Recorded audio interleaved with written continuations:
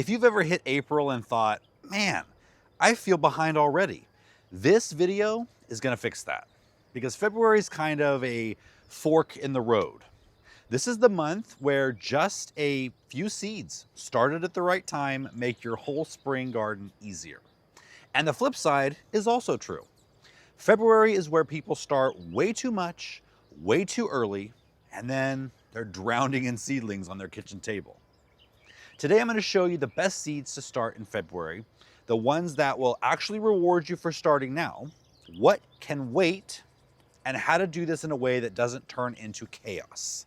And stick with me because at the end, I'm going to give you 3 mistakes that make February seed starting go sideways for most gardeners. I'm Brian with Next Level Gardening, and listen, every YouTuber, including me, has always done the what to start in February video or March or April. But most of the time it's just basically reading from a seed catalog. What I want to do in this video instead is give you the way I actually think about February, because February isn't about starting everything. February is about starting things that take forever, need a long head start, or give you a huge payoff once spring gets going. And if you do February right, March feels calm. April feels easy, and you're not scrambling around later. But the tricky part is February depends a lot on where you live. So before we could even get into the seed list, I want to sort you into the right lane real quick. Here's the simplest way to make this video useful for everybody. Lane 1 is warm zones. If you're in places like Florida, Texas, Southern California, your spring comes early and you can start warm crops earlier. Lane 2 is the middle zones, zones 5 through 7, pretty much most of the country. February is prime time for onions, brassicas, and herbs, and late February is where peppers start creeping in. Lane 3 is cold zones. If you still have snow on the ground and your last frost is way out there, February is not about rushing tomatoes. February is about slow growers and setting yourself up for success. So don't stress about the exact date. Just find your lane and this whole list is gonna make sense.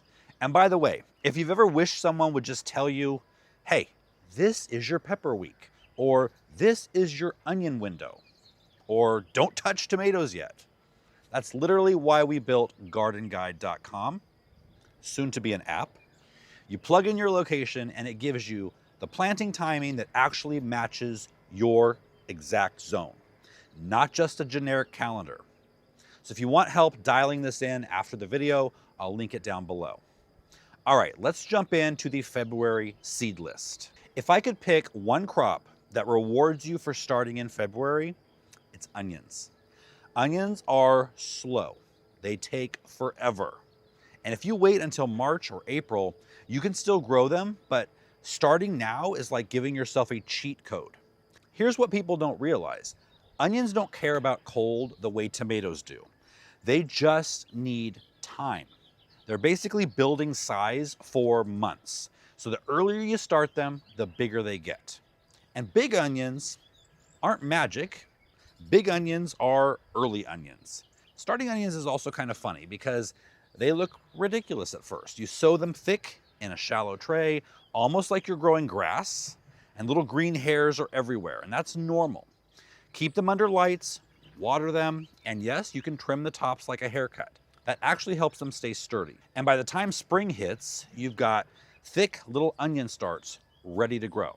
If you've ever grown tiny onions and wondered why, this is usually the reason. They needed February.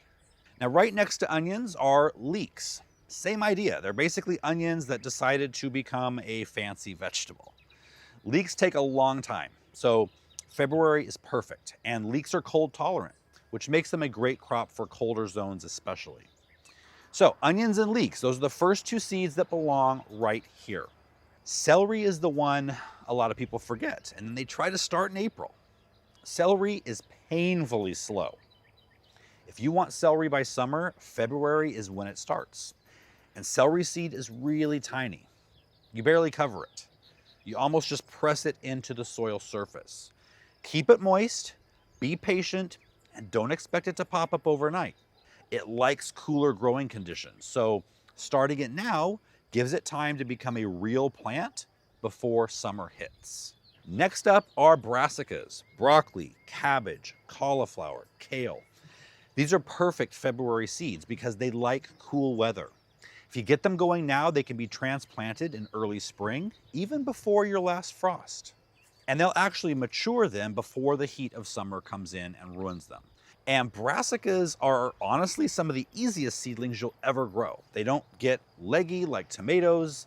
They don't need a heat mat. They don't panic if the room is a little cool. They actually like it. And they just grow. And broccoli is one of the best spring payoff crops because you feel like you're harvesting real food early. Cabbage, though, is also underrated. And once you grow your own cabbage, you'll realize it's a totally different vegetable. Cauliflower, on the other hand, is a little pickier. But again, starting early helps. And kale is basically indestructible. So February is definitely your brassica month. The next one is lettuce. It's an underrated crop to start indoors. Most people direct sow it, but starting a few trays now give you transplants that you can pop outside early. And lettuce is one of those crops where you don't want one big harvest. You want waves of harvest over a long period. You want a steady harvest. And so February, just consider that wave 1.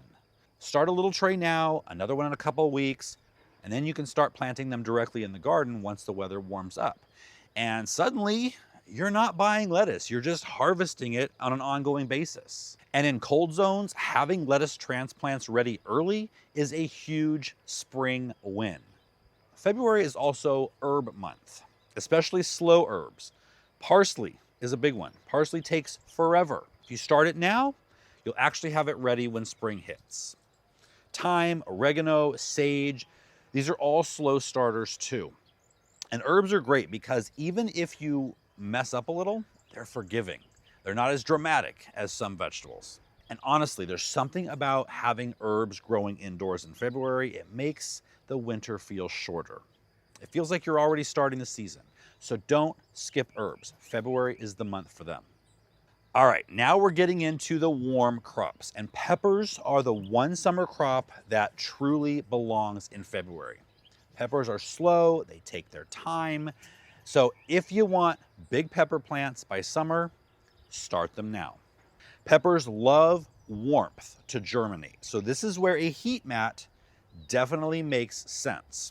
And don't panic if they take 10 to 14 days, that's totally normal. Peppers are just peppers. They're slow, they move at their own pace, but the payoff is huge because peppers started in February are peppers that produce early and keep producing all summer. If you get peppers in too late, you still get peppers, but the season feels much shorter. Now, eggplant is similar. If you grow it, start it with peppers. Same warmth, same timeline, same slow early growth. And eggplant is one of those crops where if you start too late, it's hard to catch up. So if eggplant is on your list this year, February is the month to get them started. Now let me throw in something people forget. Flowers. Not just because they're pretty, but because they help your garden work better. They bring in pollinators, beneficial insects. They make the whole garden healthier and, yes, prettier. February is a great time to start things like snapdragons, calendula, marigolds in colder zones, and even some early zinnias in warmer zones.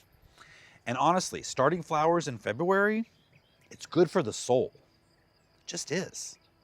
When you've got flowers growing under lights indoors, it just brings spring all that much faster.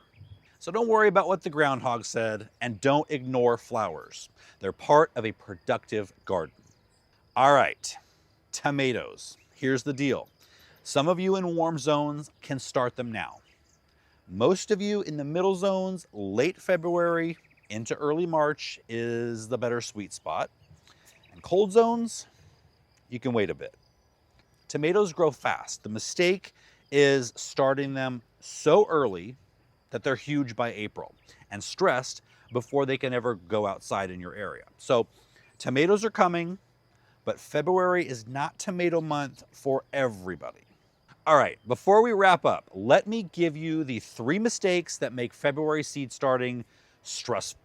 Because honestly, the seed list is the easy part. It's these mistakes that wreck people. Mistake number 1, starting too much. February makes you feel productive. So if you start 14 trays and suddenly it's March 10th and your house is a jungle, you should have listened to this rule. It's simple. February is for slow crops, not every crops. Onions, yes. Celery, yes. Peppers, definite yes. Watermelon, absolutely not. Mistake number 2, not enough light. February window light is most likely not near enough. That's how you get leggy seedlings reaching like they're begging for help. You don't need a $900 setup though. A basic shop light can work. Keep it close. Seedlings should grow like little bodybuilders, not spaghetti noodles. Mistake number 3 is overwatering. Most seedlings don't die from drought, they die from swamp conditions. You want moist, not soaked. And airflow matters. Let the surface dry slightly. Bottom watering helps, and so does an oscillating fan in the area. If you avoid these 3 mistakes, February becomes fun. Let me give you the simple February calendar. Early February, onions, leeks, celery, herbs. Mid-February would be brassicas, lettuce, early flowers, cool season flowers. And late February would be peppers, eggplant, and tomatoes in warm zones. That's it. That's a full spring setup. You don't need 40 trays, you need the right trays. All right, those are the best seeds to start in February. This is the month where a little planning goes a long way. And if you want a few more mistakes that don't necessarily have to do with February, click this video right here. I'll see you guys next time.